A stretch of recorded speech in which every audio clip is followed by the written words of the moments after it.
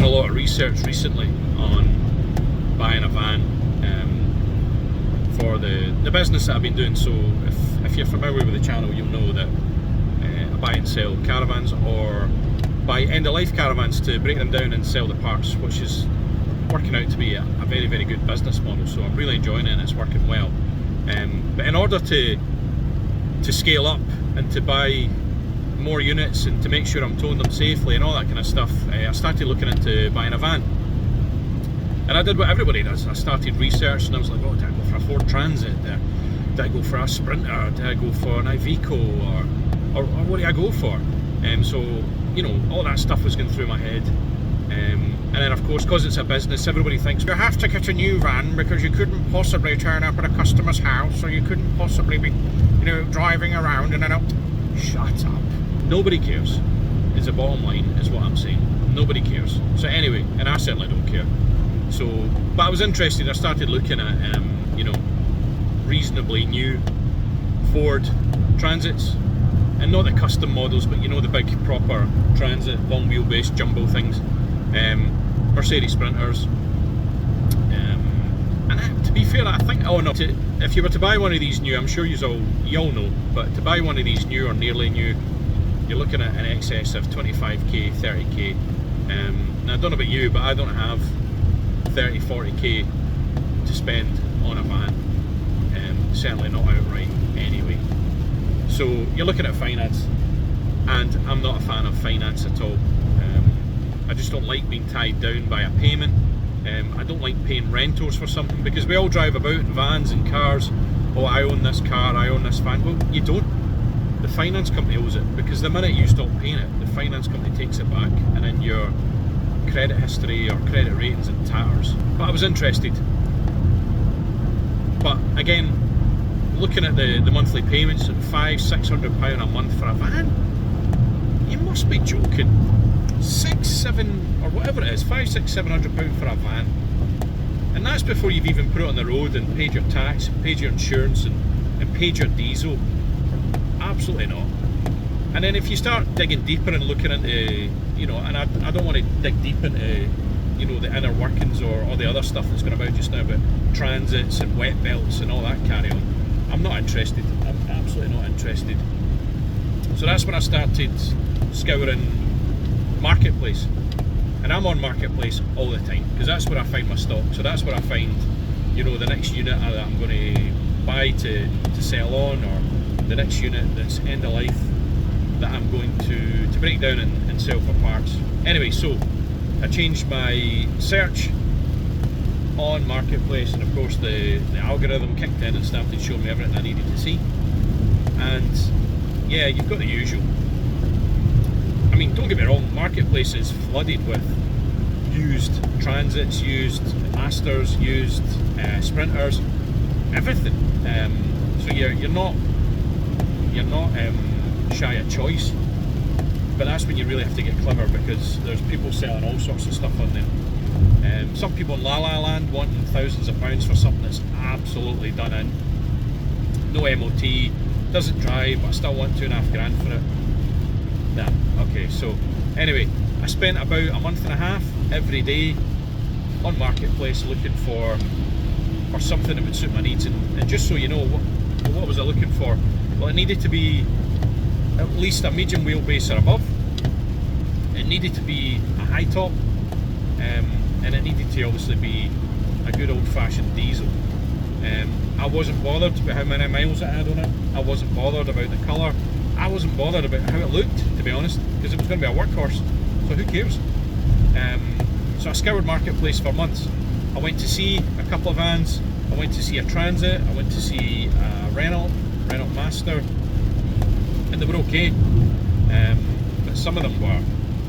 And the thing is, on the danger of contradicting myself, some of them were horrendous, like absolutely done. And I know I'm saying to you, well, I don't really care what it looks like, or it doesn't matter if it's done 200,000 miles or whatever.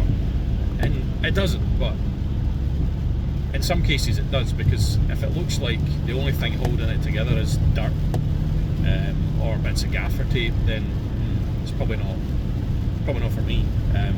Because the thing is, while I'm saying it doesn't matter what it looks like, and it doesn't matter if it's done 200 miles, but or 200,000 miles, it still needs to be able to function for me, so I still want to get a good couple of years out of it. Anyway, so I want to see some Transits, I want to see some Masters, all those things.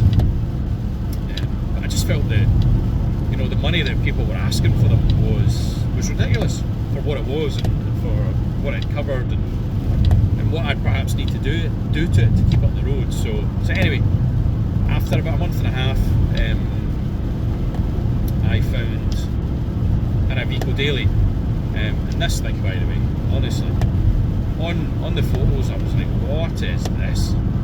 It had been painted NATO green, it had ridiculous cut out windows because it had been a camper van that had been around the world, so there's a lot of history to it, but it just had some crazy features on it. But it had been there for a while and I'd kind of skipped past it.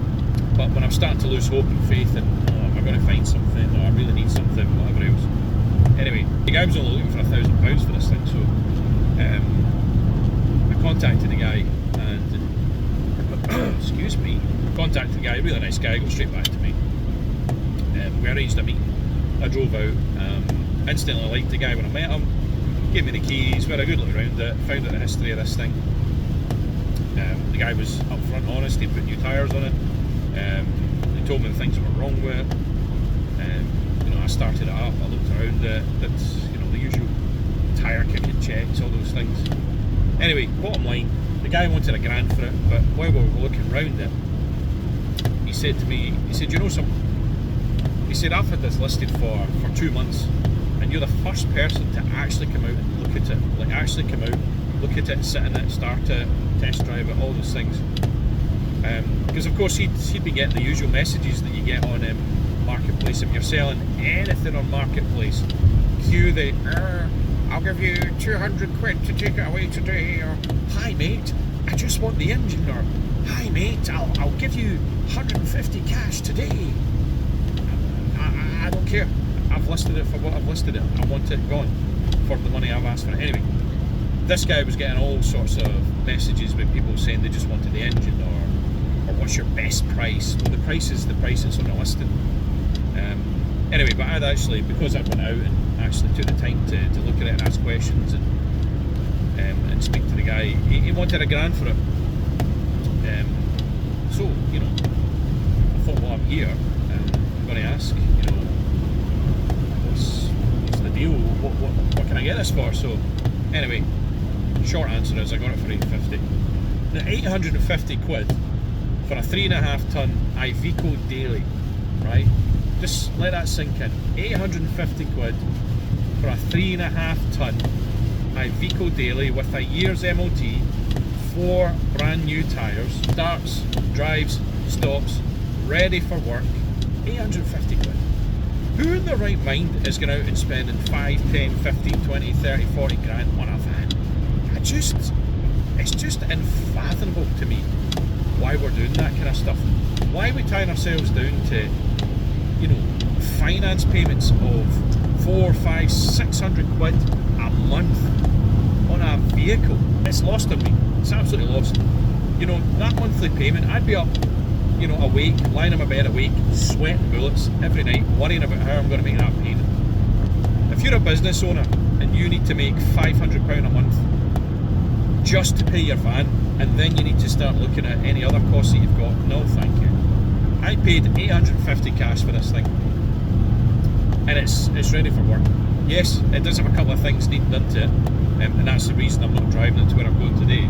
But these things are small, and when I find some time I'll get it done and then it's ready. But I've used it. I've been up and down to the yard, I've towed with it, I've picked things up, I've went to the dump, I've done loads of things in it. But it's ready. 850 quid for a van. It's just mental. And it's, I'll service it and I'll do all the things I need to do. And fortunately, I've got an interest, and I've got some skills where I can look at an engine or mechanical workings in a vehicle and hopefully fix it. I'm absolutely fine with it. And do you know what? It's been reversed through a hedge and then drove through it again, or something, the tide washed up, whatever. I don't care. I generally don't care, because you know what, it's a tool. It costs me 850 quid, it does what it needs to do, it gets me where I need to go, and it does all the, you know, the functions of a van that cost 30 grand, that's costing some poor bugger 500 quid a month. Now the thing is, inside it's very basic, you know, so it's a van for 2009, so it's got the usual stuff, right? It doesn't have climate control, it doesn't have, you know, a screen, have any of that nonsense, and I'm absolutely fine with it, because in my opinion these things are just noise, they're just distractions, and you know, without sounding like a cliched old grandpa who's sitting there, oh, it's just something else to go wrong with it. You know, you're absolutely right though, it's just something else to go wrong. But these big iPads and screens that they've got on cars and vans today, it's just nonsense. Give me some dials. This IVECO has got 3 dials. It's got the heat control, it's got the fan control, and it's got the directional airflow dial. So you can twist it if you want it in the window, or if you want it in your feet, or whatever. It's got that. It's got a CD player, but you know, I don't care. I don't listen to CDs anyway, but it's got radio. It doesn't have Bluetooth. One thing I would put in it is Bluetooth, because I think that's important. You know, for maps, or if you want to listen to a podcast or an audiobook if you're on a long journey. But I don't need all those other gubbins. I don't need all these sensors. That's the thing as well, right? The size of this thing, right? It doesn't have parking sensors. It doesn't have them. I don't care. But the thing is, if I really wanted to, I could put a reversing camera on it. I put a screen, but then that's introducing screens and stuff like that. But do you know what? I'll survive it. I don't really care. But that's it. That is why I spent only 850 quid in a van. Who is spending 45 grand on a van? And don't even get me started on people that are spending more than that on an electric vehicle, which I've never understood, right? If you watch Jeff Buys Cars or any of those things, right? There's loads of contents out there. Loads of content out there talking about EVs and how they're just useless. But I've never understood how somebody who operates a business, who's on the road, who needs a van, is buying an electric vehicle that does 120 miles at best, who then needs to park up for 45 minutes to charge it once they find a charging point. Who's got 45 minutes to wait every 100 miles when they're on the road running a business? It's just nonsense. Absolute nonsense. I've got this IVECO van that, you know, 70 quid fills the tank, and I'm getting, I don't know, 450 miles and a full tank. Not for me, absolutely not. Electric vehicle, no thank you. 500 plus pounds a month on a finance payment, no thanks.